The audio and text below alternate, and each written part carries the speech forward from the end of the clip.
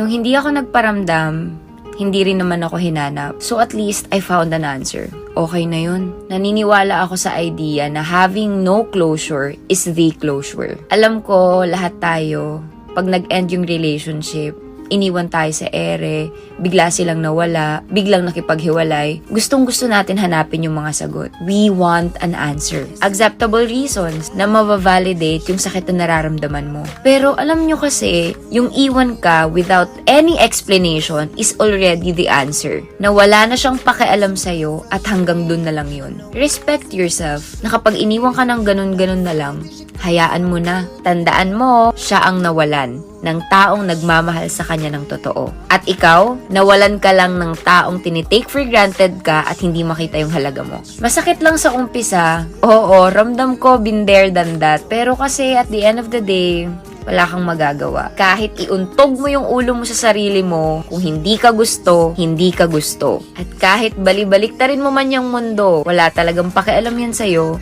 kung ayaw niya sa'yo. At hindi niya makikita ang halaga mo kasi never niya naman talagang tiningnan yun.